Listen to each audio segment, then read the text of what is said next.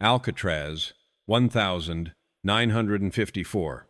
They called it the Rock, not just because it was an island, but because it was designed to crush the human spirit against stone walls. In here, the rules of the outside world didn't apply. There was no judge, no jury, and definitely no justice. There were only two kinds of men in Alcatraz, the predators and the prey. And then there was Ellsworth Bumpy Johnson. Bumpy wasn't just an inmate, he was a king in exile. Even in the gray, suffocating uniform of a federal prisoner, he walked with the same rhythm he used to walk down 125th Street in Harlem. Head up, eyes forward, hands relaxed. He knew that in prison, fear is a scent, and if you bleed it, the sharks come. But in 1954, there was one shark who didn't care about Bumpy's reputation. One man who thought a badge and a baton made him a god. His name was Officer Miller. Miller was new to the Rock. He was young, vicious, and carried a deep, burning hatred for black inmates. To Miller, Bumpy Johnson wasn't a legend. He was just another number to be broken. For weeks, Miller had been testing the waters. Small things. Kicking Bumpy's cell door at 3 a.m. Accidentally spilling coffee on Bumpy's clean laundry. Whispering racial slurs when no other guards were around. He was fishing. He was looking for a reaction. He wanted Bumpy to snap, to throw a punch, so he could legally beat him to a pulp or throw him in the hole for a month.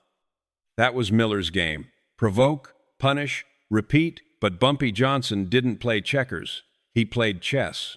For 3 weeks, Bumpy gave him nothing. No anger, no words, just a cold, empty stare that seemed to look right through Miller's skull. And that silence, that calculated silence, it drove Miller insane. The morning of August 12th started like any other. The steel buzzer screamed, signaling the breakfast rotation. Bumpy stepped out of his cell, Block B. The air smelled of salt, rusted iron, and unwashed bodies. He lined up for inspection. Officer Miller was on duty, walking the line, tapping his baton against his leg. Tap, tap, tap. Miller stopped in front of Bumpy. The corridor went silent. Every inmate, from the bank robbers to the murderers, froze. They knew Miller. They knew Bumpy. They knew the tension between these two was a bomb waiting for a spark. Miller smiled a cruel, thin smile. He stepped close, invading Bumpy's personal space, his face inches from Bumpy's nose. "You think you're special, don't you, boy?" Miller whispered. "You think because they bowed to you in Harlem, you're somebody here? In here, you're dirt." Bumpy didn't blink. He didn't breathe. He just held that terrifyingly calm gaze. Miller's smile faded. The lack of fear in Bumpy's eyes insulted him. He needed to assert dominance. He needed to show everyone who owned whom. Miller cleared his throat, leaned back, and gathered a mouthful of saliva. Then, with every ounce of disrespect a man can summon, he spit directly into Bumpy Johnson's face. The glob of spit landed on Bumpy's cheek and slowly slid down toward his jaw. The entire cell block gasped, a collective intake of breath. In the prison code, spitting on a man is worse than punching him. It's a declaration that you don't view him as a human being. It's a challenge that demands blood. If you don't react to spit, you're dead.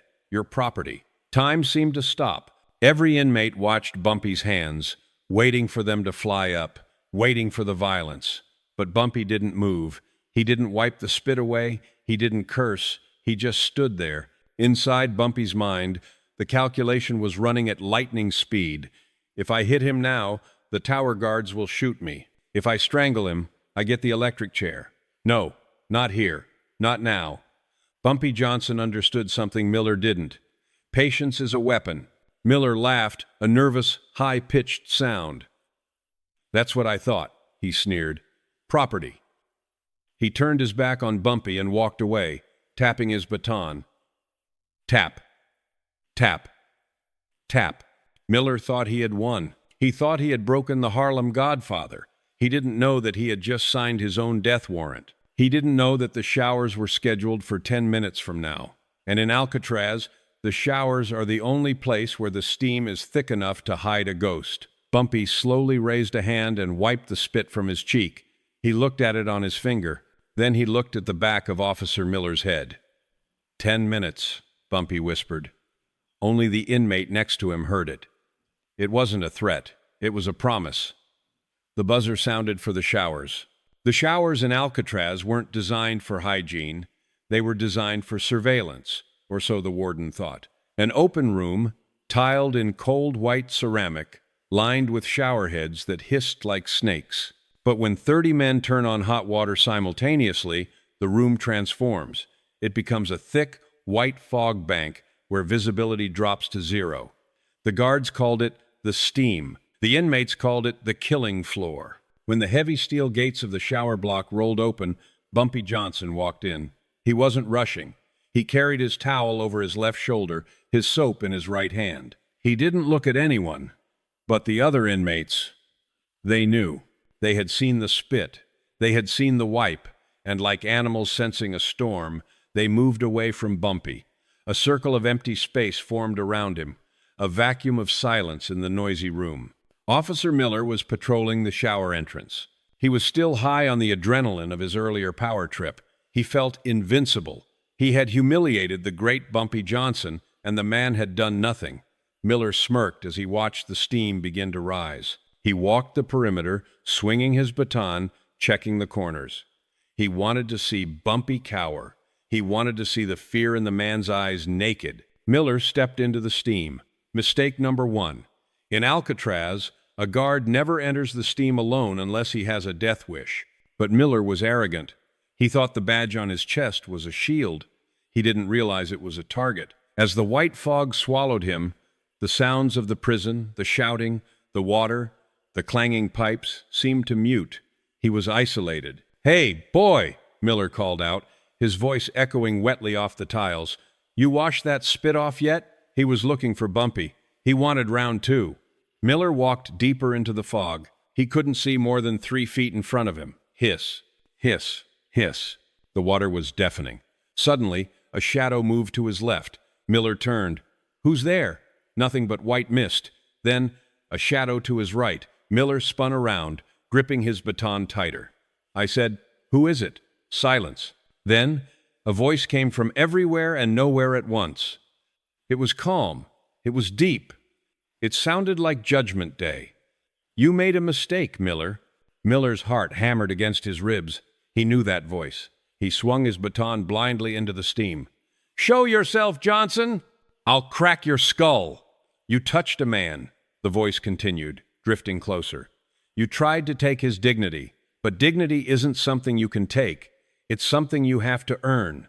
And you have nothing." Miller spun around again, panic rising in his throat.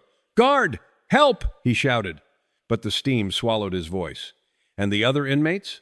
They were making noise, loud, rhythmic, stomping and clapping, drowning out his cries. They were part of it now. They were the audience. From the whiteout, a hand emerged. Not a fist, an open hand. It grabbed Miller's baton mid-swing with the speed of a cobra. Miller gasped. He tried to pull back, but the grip was iron. Bumpy Johnson stepped through the steam.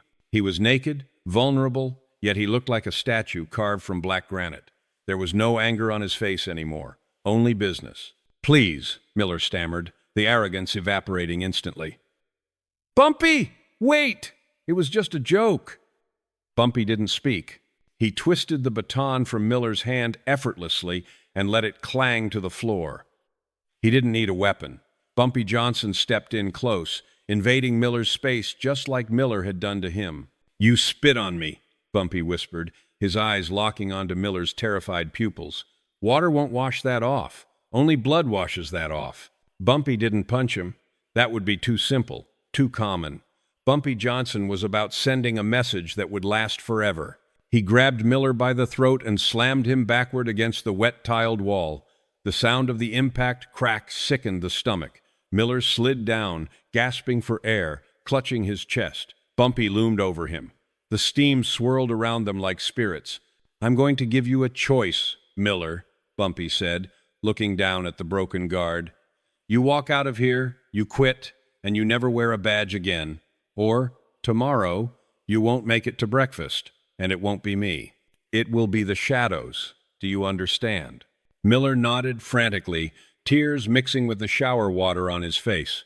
He was broken, Not physically, but mentally. Bumpy had stripped him of his power in less than 2 minutes. Bumpy stepped back, picked up his soap, and turned on the shower head. He began to wash, calm and methodical, as if nothing had happened. Miller crawled away through the steam, a ghost of the man he was 10 minutes ago. Bumpy had proven his point. Violence isn't always about killing. Sometimes it's about taking a man's soul. Officer Miller didn't finish his shift. He didn't even dry off.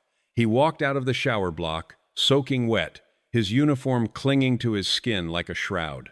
He walked past his post, past the captain's desk, and straight to the warden's office. He placed his badge on the mahogany desk with a trembling hand.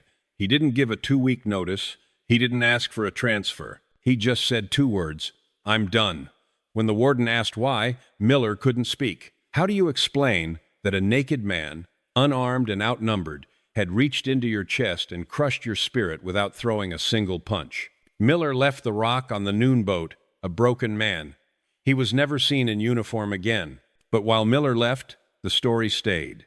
In prison, information travels faster than light. It moves through the ventilation shafts, taps through the pipes, and whispers through the concrete.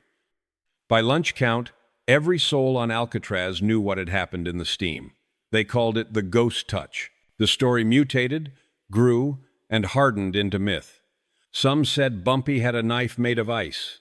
Others said he knew voodoo. But the smart ones, the old-timers who had survived Leavenworth and Sing Sing, they knew the truth. They knew that Bumpy Johnson had done something far more dangerous than stabbing a guard. He had weaponized fear. The atmosphere in the dining hall that afternoon was heavy. Usually, the guards walked the aisles with their chests puffed out, tapping their batons, looking for an excuse. But today, they walked differently. They glanced at the corners. They checked their backs. They looked at Bumpy Johnson, who was sitting at his usual table, eating his stew with the same methodical precision he always used. He didn't look triumphant. He didn't gloat. He just ate. And that terrified them. Because if Bumpy could break Miller, the most vicious guard on the block, in 10 minutes, what could he do to them? The power dynamic had shifted. The line between captor and captive had blurred. Bumpy wasn't just an inmate anymore. He was a force of nature that had to be negotiated with, not commanded. The warden watched from the catwalk above, gripping the railing until his knuckles turned white. He saw the change. He saw his guards hesitating. He saw the inmates looking at Bumpy with a mix of reverence and terror. The warden realized that he had a problem that solitary confinement couldn't fix. You can lock a man in a dark hole, but you can't lock up a legend. If he attacked Bumpy now, without cause, he would turn the man into a martyr and spark a riot that would burn Alcatraz to the waterline. Bumpy finished his meal, wiped his mouth, and stood up. As he walked to the tray return, the sea of inmates parted for him, not out of politeness, but out of survival instinct. He passed by a new guard, a young rookie who was shaking in his boots. Bumpy paused. He didn't say a word. He just nodded. A small, polite nod. The guard nearly dropped his keys. The message was clear. It rippled through the cell blocks, through the yard, and right into the warden's office. Bumpy Johnson didn't need a badge to run this prison. He didn't need a weapon to hurt you. He just needed you to make a mistake. Miller made a mistake, and now Miller was a ghost. The question on everyone's mind was simple. Who would be next to cross the line, and would they survive the lesson? Officer Miller didn't finish his shift. He didn't even dry off. He walked out of the shower block, soaking wet, his uniform clinging to his skin like a shroud. He walked past his post, past the captain's desk, and straight to the warden's office. He placed his badge on the mahogany desk with a trembling hand. He didn't give a 2-week notice. He didn't ask for a transfer. He just said 2 words, "I'm done." When the warden asked why, Miller couldn't speak. How do you explain that a naked man, unarmed and outnumbered, had reached into your chest and crushed your spirit without throwing a single punch? Miller left the Rock on the noon boat, a broken man. He was never seen in uniform again. But while Miller left, the story stayed. In prison, information travels faster than light. It moves through the ventilation shafts, taps through the pipes, and whispers through the concrete. By lunch count, every soul on Alcatraz knew what had happened in the steam. They called it the ghost touch. The story mutated, grew, and hardened into myth. Some said Bumpy had a knife made of ice. Others said he knew voodoo. But the smart ones, the old-timers who had survived Leavenworth and Sing Sing, they knew the truth. They knew that Bumpy Johnson had done something far more dangerous than stabbing a guard. He had weaponized fear. The atmosphere in the dining hall that afternoon was heavy. Usually, the guards walked the aisles with their chests puffed out, tapping their batons, looking for an excuse. But today, they walked differently. They glanced at the corners. They checked their backs. They looked at Bumpy Johnson, who was sitting at his usual table, eating his stew with the same methodical precision he always used. He didn't look triumphant. He didn't gloat. He just ate. And that terrified them. Because if Bumpy could break Miller, the most vicious guard on the block, in 10 minutes, what could he do to them? The power dynamic had shifted. The line between captor and captive had blurred. Bumpy wasn't just an inmate anymore. He was a force of nature that had to be negotiated with, not commanded. The warden watched from the catwalk above, gripping the railing until his knuckles turned white. He saw the change. He saw his guards hesitating. He saw the inmates looking at Bumpy with a mix of reverence and terror. The warden realized that he had a problem that solitary confinement couldn't fix. You can lock a man in a dark hole, but you can't lock up a legend. If he attacked Bumpy now, without cause, he would turn the man into a martyr and spark a riot that would burn Alcatraz to the waterline. Bumpy finished his meal, wiped his mouth, and stood up. As he walked to the tray return, the sea of inmates parted for him, not out of politeness, but out of survival instinct. He passed by a new guard, a young rookie who was shaking in his boots. Bumpy paused. He didn't say a word. He just nodded. A small, polite nod. The guard nearly dropped his keys. The message was clear. It rippled through the cell blocks, through the yard, and right into the warden's office. Bumpy Johnson didn't need a badge to run this prison. He didn't need a weapon to hurt you. He just needed you to make a mistake. Miller made a mistake. And now Miller was a ghost. The question on everyone's mind was simple. Who would be next to cross the line? And would they survive the lesson? Warden Blackwell was a man of systems. He believed in walls, bars, and schedules. He believed that every man had a breaking point, and it was just a matter of applying enough pressure. But Bumpy Johnson was a glitch in his system. Miller's resignation wasn't just a personnel issue, it was a crack in the foundation of Alcatraz. If an inmate could force a guard to quit without throwing a punch, then the warden wasn't running the prison anymore, the inmate was. Blackwell knew he couldn't execute Bumpy. He couldn't beat him publicly without risking a riot, so he decided to erase him. At 2 p.m., the heavy oak door of the warden's office creaked open. 2 guards escorted Bumpy, in his wrists and ankles shackled. Bumpy didn't look at the view of the San Francisco Bay outside the window. He looked directly at Blackwell. "You think you're clever, Johnson," Blackwell said, not bothering to offer a seat. "You think because you scared off a weakling like Miller, you've won something. But you forget where you are. This isn't Harlem. You don't have friends here. You don't have influence." Bumpy stood still, the chains rattling softly as he shifted his weight. "Respect is currency, Warden," Bumpy replied, his voice calm and level. "It spends the same inside as it does outside, and right now, you're bankrupt." Blackwell's face flushed red. He slammed his hand on the desk. "I can bury you, Johnson. I can put you in a hole so deep and so dark that you'll forget your own name. I can make sure the world forgets you ever existed." "You can try," Bumpy said. A small, cold smile touched his lips. "But remember, Warden, darkness is where I do my best thinking." Blackwell pressed the intercom button. "Take him to D block. Strip cell. No books, no light, no human contact. Let's see how much respect he has when he's eating raw onions in the dark for 30 days. The guards dragged Bumpy away. D block was the nightmare of Alcatraz. The treatment unit, the hole. Specifically, cell 14. It was a steel box with a hole in the floor for waste and a steel door that sealed out every photon of light. When the door slammed shut, the darkness was absolute. It was heavy. It pressed against your eyes and filled your lungs.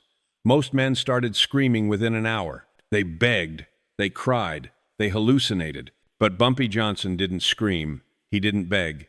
He sat on the cold concrete floor, crossed his legs, and closed his eyes. Blackwell wanted to break him with isolation. He wanted to strip away his mind. But Blackwell had made a critical miscalculation. He thought he was punishing Bumpy. In reality, he was giving him a vacation. He was giving him time. Time to plan. Time to strategize. Time to construct the next move. Up in his office, Blackwell poured a drink, thinking the problem was solved. He thought silence meant submission. He didn't realize that in the silence of D Block, Bumpy Johnson wasn't breaking. He was sharpening.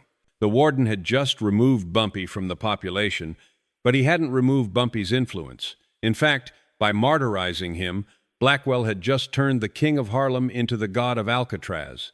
And gods don't stay buried forever. 30 days, 720 hours of absolute darkness. That is enough time to drive an average man to madness. That is enough time to make a man forget his own face. When the calendar finally turned, 2 guards marched down to D Block to retrieve what they assumed would be a broken, weeping shell of a human being. They unlocked the heavy steel door of cell 14 and stepped back, waiting for the smell of fear. But Bumpy Johnson didn't crawl out. He walked out. He was thinner, his skin was pale from lack of sun, but his eyes were clear, sharp, unbroken.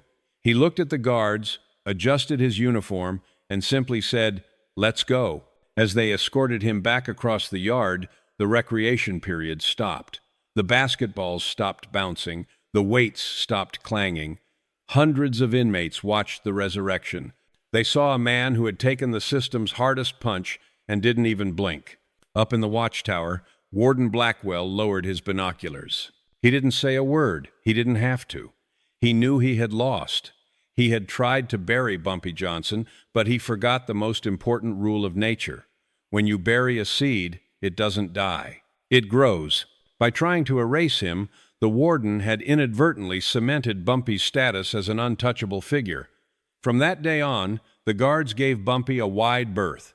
They spoke to him with respect, not because they liked him, but because they feared the man who could destroy a life without lifting a finger and survive the darkness without losing his mind. The story of the spit and the shower became one of the foundational legends of Alcatraz. It wasn't just a story about revenge. It was a masterclass in strategic violence. Officer Miller thought power was a badge and a baton. He thought power was noise. Bumpy Johnson taught him, and everyone else on the rock, that true power is silent. True power is patience. It is the discipline to wipe the spit from your face, hold your rage in check, and wait for the perfect moment when the steam rises and the world goes blind. Bumpy Johnson eventually left Alcatraz, but the legend he left behind is still whispered in the corridors of federal prisons today. It serves as a reminder to every new fish and every arrogant guard. Be careful who you disrespect, because you never know who is playing checkers and who is playing chess with your life. If this story of patience, discipline, and cold-blooded justice earned your respect, hit that subscribe button. Drop a like if you understand that sometimes the most dangerous thing you can do is nothing until the time is right. Tell me in the comments, if you were in that shower, would you have waited like Bumpy, or would you have struck back immediately? Let's talk about the code.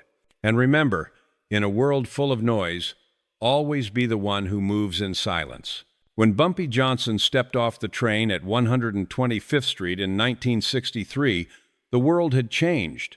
He had been away for a decade. The cars were faster, the music was louder, and the streets of Harlem were flooded with a new poison called heroin. A new generation of gangsters had risen while he was away. Young, reckless men who carried automatic weapons and had no respect for the old codes. They looked at Bumpy and saw an old man in an outdated suit. They saw a relic. They didn't know that they were looking at the man who had tamed Alcatraz. But the streets talk. While Bumpy was physically absent, the story of Officer Miller in the shower room had traveled across the country, whispered from cell to cell, from prison yard to street corner. It had arrived in Harlem before he did. The old-timers knew. They watched Bumpy walk down Lenox Avenue with that same slow, rhythmic shuffle, and they stepped aside. They tipped their hats. They knew that the old lion hadn't lost his teeth. He had just sharpened them on the hardest stone in the world. However, the young wolves needed a lesson. One night, a week after his release, Bumpy walked into the Renaissance ballroom. It was his old territory, but now a young dealer named Red was holding court at the best table. Red was 22, loud and flashy. When he saw Bumpy, he didn't stand up. He didn't offer a seat. He laughed. He thought he was looking at history, not danger. "The old man needs a cane," Red joked to his crew. The music stopped. The room went cold. Bumpy walked over to the table. He didn't shout. He didn't pull a gun. He simply stood there, looking down at Red with the exact same expression he had given Officer Miller 9 years earlier. The Alcatraz star. It was a look that contained absolute, suffocating silence.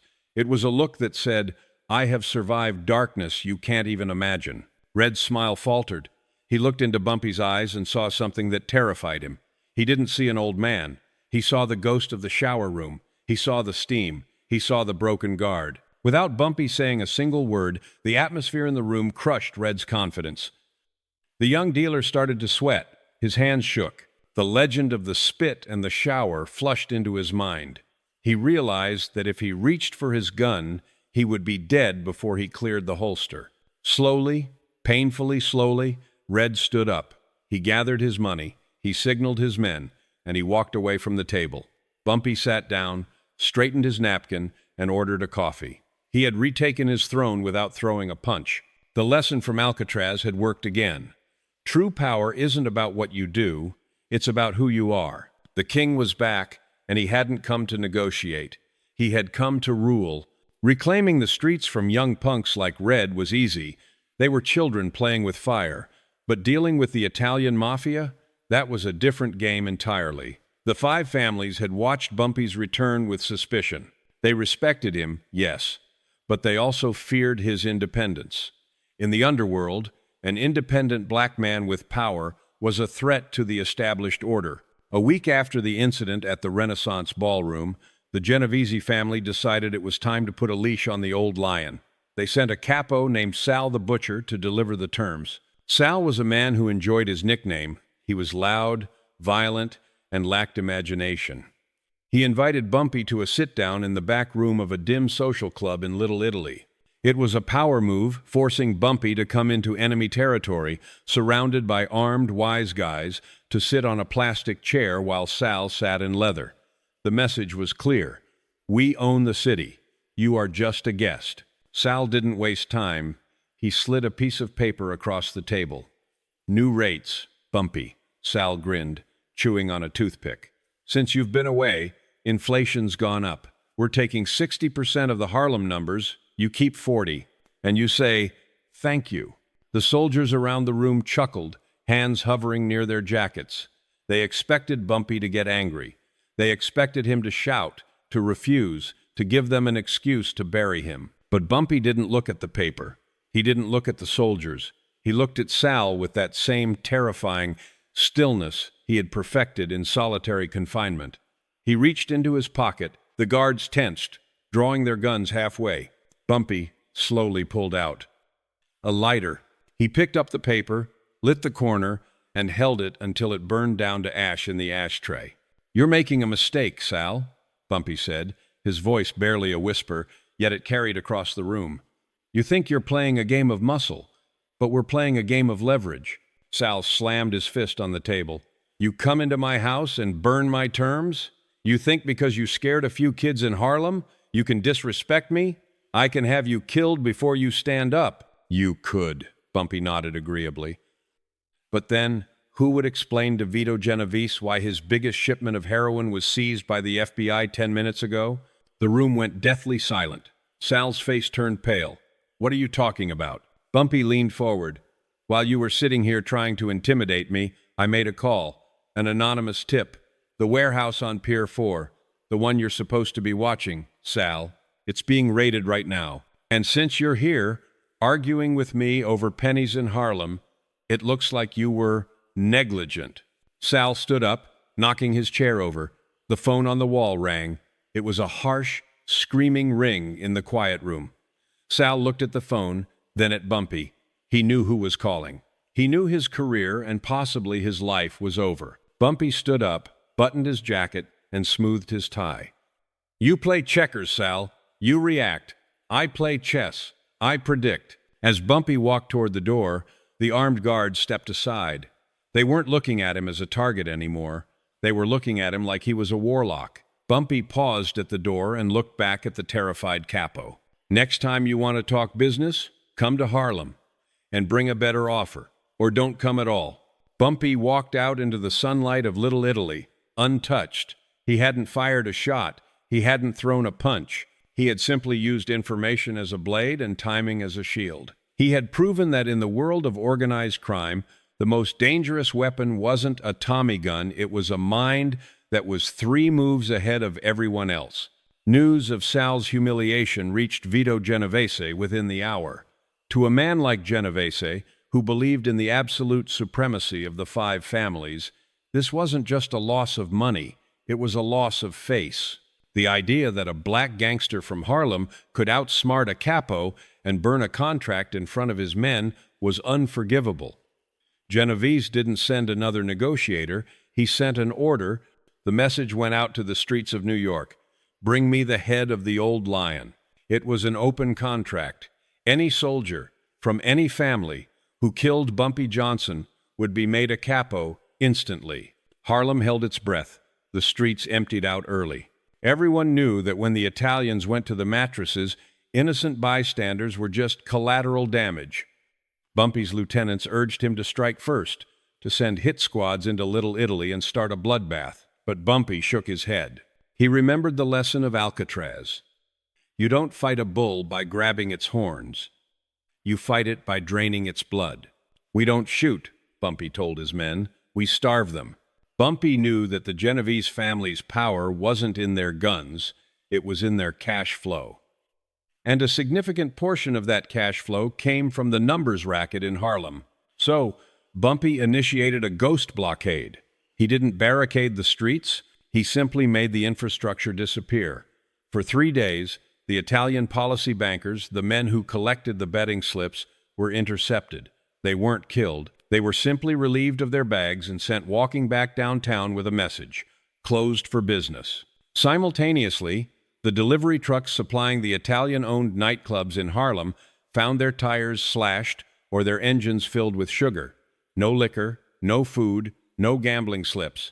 The veins of the Genovese empire in Harlem were clamped shut. Vito Genovese sat in his mansion, watching his revenue reports bleed red ink. He had an army of hitmen ready to kill, but they had no targets. Bumpy Johnson had vanished. He moved between safe houses, never sleeping in the same place twice, directing his invisible army like a phantom general. Genovese's soldiers were patrolling Harlem, kicking down doors, beating up street corners, but they were punching smoke. They were fighting a ghost who knew every alley, every rooftop, and every basement in the city. By the 4th day, the morale in the Genovese family began to crack. The other families, Gambino, Lucchese, were watching. They saw Vito losing millions over a vendetta. They saw the instability. Whispers began to circulate at the commission table. They looked at Vito not as a strong leader, but as a man whose ego was costing them all money. The pressure was building, not on Bumpy, but on Genovese. On the 5th morning, a package arrived at Genovese's social club. It wasn't a bomb. It was a single ledger book, the accounting records for the Harlem numbers game. Attached to it was a note written in elegant handwriting. It read, "You can have the war or you can have the money. You cannot have both. Midnight, the docks." Bumpy had forced the most powerful mob boss in America into a corner. He had proven that a war of attrition is won not by who has the most bullets, but by who can endure the most pain. The chessboard was set for the final move. The old lion was coming out of the shadows, and he was ready to look the devil in the eye. The docks of New York at midnight are a graveyard of ships and secrets. Vito Genovese stood at the end of Pier 4, the wind whipping his overcoat. Flanking him were 4 of his best executioners, men who had turned murder into a trade. They scanned the darkness, hands on their weapons, waiting for the target. They expected an army. They expected a convoy. What they got was a single pair of headlights cutting through the fog. A lone black sedan pulled up. The engine died, the door opened, and Bumpy Johnson stepped out. He walked toward the group of killers with a casual, almost bored stride. He didn't have a weapon in his hand. He had a cigar. He stopped 10 feet from Genovese, lit the cigar, and exhaled a cloud of smoke that drifted into the mob boss's face. "You're a brave man, Bumpy," Genovese said, his voice like gravel. "Or a stupid one. You come here alone? After costing me $3 million? I should have you skinned alive right here." "You could," Bumpy replied, his voice steady. "But then you'd never find the other half of the ledger." Genovese's eyes narrowed. "What other half?" "The half that lists the names of every judge, politician, and police captain on your payroll." Bumpy lied effortlessly. It was a bluff, but in the game of power, a lie is as good as the truth if the other man believes it. "I sent copies to 3 different lawyers. If I don't call them by 12:30, they mail them to the FBI. So, you can kill me, Vito, but you'll be sharing a cell with me in hell by morning." The silence on the pier was deafening. Genovese stared at Bumpy, searching for a twitch, a sign of fear. He found none. He realized that he wasn't dealing with a street thug. He was dealing with a mirror image of himself. A man who understood that in organized crime, the ultimate weapon isn't a gun, it's insurance. Genovese waved his hand. His men lowered their guns. The tension broke, replaced by a cold, begrudging respect. "You're a pain in my ass, Johnson," Genovese grunted. "But you're a smart pain in the ass. What do you want?" "I want what I've always wanted," Bumpy said. "Harlem is mine. The numbers are mine. You stay downtown. I stay uptown. We do business, but we don't cross lines. And in exchange, I open the taps back up. Your trucks roll, your money flows, and the ledger stays buried." Genovese looked out at the dark water. He calculated the cost of a war versus the profit of peace. It was simple math. "Fine," he spat. "Harlem is yours. But if you ever cross 110th Street without my permission, I don't need to cross 110th Street, Vito." Bumpy cut him off, turning his back on the hitmen. "I have everything I need right where I am." Bumpy walked back to his car, never looking over his shoulder. He knew Genovese wouldn't shoot. It was a business decision. As he drove away, leaving the most powerful mafia boss in America standing on a cold dock, Bumpy Johnson didn't smile. He just checked the time. 12:15. The game was over. The checkmate was complete. He had looked the devil in the eye and made him blink. Bumpy Johnson ruled Harlem for the rest of his life, not as a tyrant, but as a guardian. He walked the streets without bodyguards. He ate in restaurants with his back to the door. In a world where gangsters usually have a life expectancy of 30 years, Bumpy lived to be 62. He didn't die in a hail of bullets. He didn't die in a prison cell. He died of heart failure, sitting at a table in Wells' restaurant, surrounded by friends and food. For a man who lived by the sword, dying of natural causes is the ultimate victory. It means you beat the game. The legend of Bumpy Johnson isn't written in the police reports or the FBI files. It is written in the silence. It goes back to that moment in Alcatraz, in 1954, when Officer Miller spit in his face. Bumpy had a choice. He could have reacted with noise, with anger, with immediate violence. If he had, he would have been just another inmate, another statistic crushed by the system. But he chose silence. He chose to wipe his cheek, wait 10 minutes, and walk into the steam. That is the lesson of the old lion. In a world that is constantly screaming for your attention, in a world full of disrespect, trolls, and noise, the most dangerous thing you can be is calm. The most powerful weapon you possess is not your fists or your words. It is your control. When you react to disrespect, you give your power away. When you wait, when you calculate, when you move in the shadows, you own the outcome. Officer Miller learned it the hard way. Sal the Butcher learned it. Vito Genovese learned it. They all mistook silence for weakness. They didn't understand that the eye of the hurricane is quiet, but it is also the center of the destruction. Bumpy Johnson is gone, but the code remains. It whispers from the prison yards to the boardrooms, from the street corners to the highest levels of power. Respect is not demanded, it is commanded. And sometimes, the loudest statement you can make is saying absolutely nothing until the trap snaps shut. This has been the story of Bumpy Johnson and the Alcatraz incident. If this journey through history, strategy, and the psychology of power has added value to your life, honor the code by hitting that subscribe button. Leave a comment below with a single word, patience, if you understand that the long game is the only game that matters. Share this video with someone who needs to learn how to control their fire. I am Bloody Records, and until next time, stay silent, stay dangerous, and watch the shadows.